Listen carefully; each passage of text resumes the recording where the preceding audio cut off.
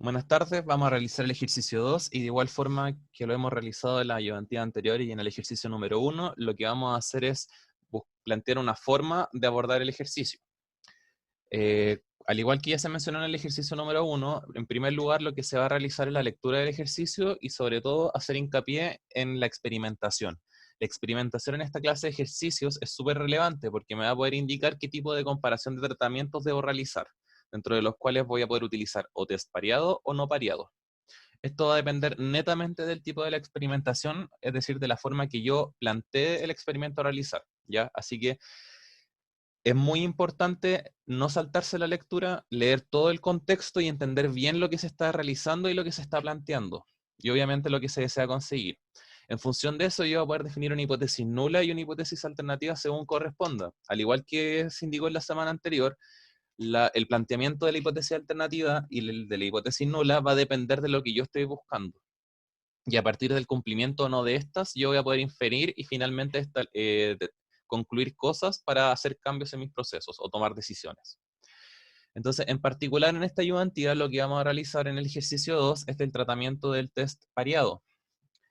Entonces, antes de entrar en la lectura del problema y analizar por qué vamos a utilizar test pareado, quiero recordar las herramientas que voy a utilizar para esta clase de problemas. El test pareado yo lo puedo realizar mediante dos aproximaciones, una por un test de hipótesis y otra por un intervalo de confianza. El principio en general es el mismo, pero lo importante que yo tengo que considerar es que en el test pareado lo que yo estoy intentando hacer es bloquear una variable. Y para el bloqueo, y para poder realizar este bloqueo de variable, yo lo que voy a hacer es definir un cambio de variable, que en este caso son la diferencia entre dos valores, la variable en el tratamiento B y la variable en el tratamiento A, y yo con esas diferencias que obtuve voy a trabajar. Para el caso del test de hipótesis, nuevamente se va a definir una variable dimensional de 0 definida de la forma presentada, y a su vez una desviación estándar, también no modificada. Y para el intervalo de confianza, lo que yo voy a hacer nuevamente es trabajar con la distribución T, pero en este caso voy a verificar si dentro del intervalo de confianza cae un valor o no, ¿ya? Entonces, dentro de estas dos aproximaciones se van a fijar cuando hagamos el desarrollo, que es bastante similar a lo que hemos hecho anteriormente, solamente que existen algunos detalles que resultan relevantes al momento de realizarlo. Entonces lo que vamos a hacer ahora es proceder a la lectura del problema. Entonces, con respecto al análisis del ejercicio 2, en primer lugar necesito saber de qué se trata. Entonces, primero necesito saber que se está evaluando el proceso de agitación, ¿ya?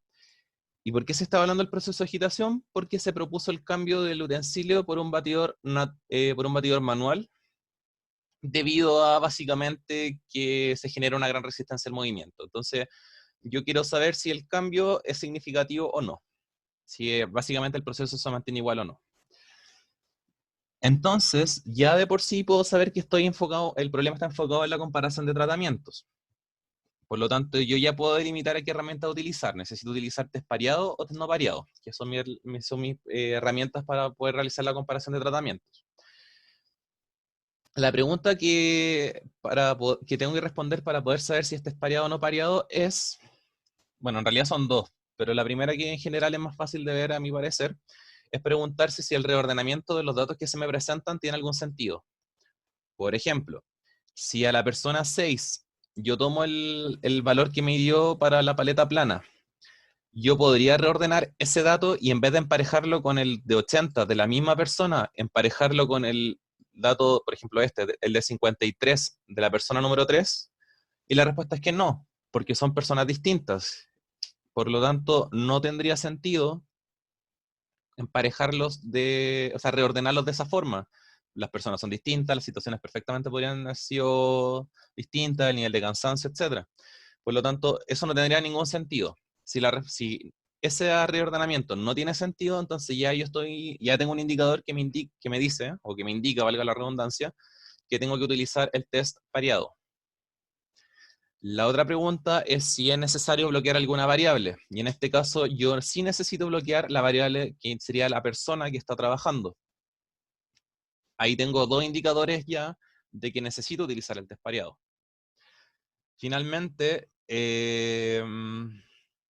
lo que se me pregunta acá es que dé una recomendación con un nivel de certeza 95% utilizando ambos métodos, es decir, test de hipótesis y estimación de parámetros, ambas aproximaciones.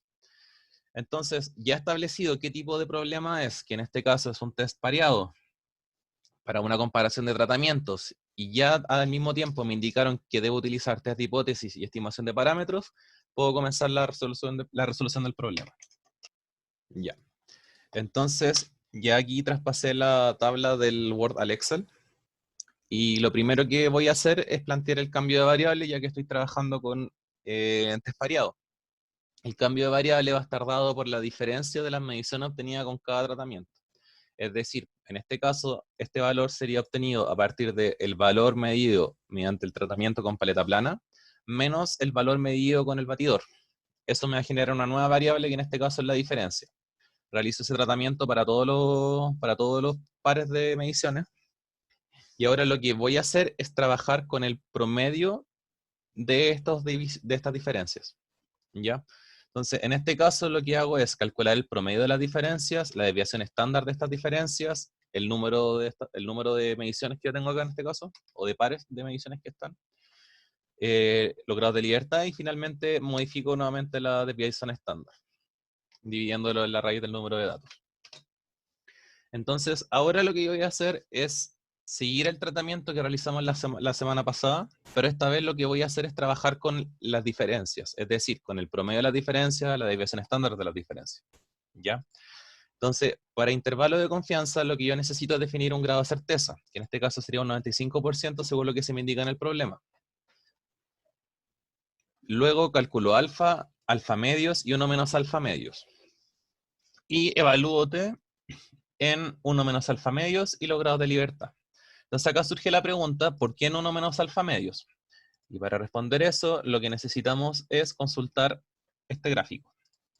Entonces, acá lo que resulta importante saber es qué tipo de planteamiento del problema yo estoy realizando. En este caso se me están hablando de dos tratamientos, uno con paleta plana y otro con batidores. Entonces, lo que yo necesito es saber si un tratamiento es igual al otro o no. Esta situación o este enunciado se podría plantear que es igual o es distinto, ¿ya? Hipótesis nula igual, hipótesis alternativa distinta. En ese caso, cuando yo necesito saber si una cosa es igual o es distinta a otra, lo que yo hago es trabajar con intervalos de confianza de 2 colas, como se aprecia en el lado izquierdo. Caso contrario, si yo quisiera saber si el resultado de un tratamiento es mayor o menor a otro, yo trabajo con intervalos de confianza de una sola cola, como es el del centro y el del lado derecho.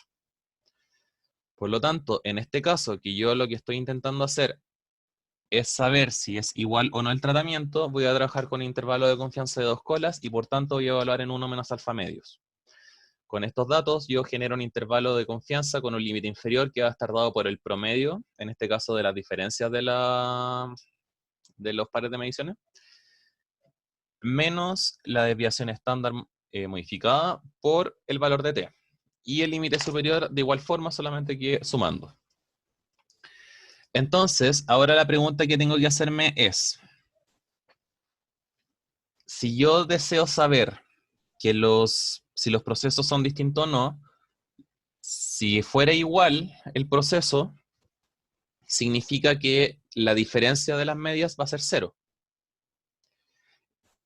Por lo tanto, necesito saber si la diferencia de las medias es 0, si ese valor que es 0 cae dentro del intervalo de confianza que generé o no. Si 0 cae dentro del intervalo de confianza generado, que en este caso es 0,21 a 2,99, significa que los procesos son iguales. Si el 0 no pertenece a ese intervalo, significa que el proceso son distintos, que los tratamientos en este caso son distintos. ¿Qué es el caso de esta situación? Porque el 0 no cae dentro de este intervalo. Por lo tanto, podemos inferir con un 95% de certeza que los tratamientos son distintos. Ahora, por otra parte, el tratamiento en el test de hipótesis es exactamente igual a lo que vimos la semana pasada. Primero definimos una hipótesis nula, que en este caso sería que los procesos son iguales. Y la hipótesis alternativa, que es indicar que los procesos son distintos. Nuevamente defino una variable adimensional, que sería el T0, que en este caso va a estar dada por el promedio dividido en la desviación estándar.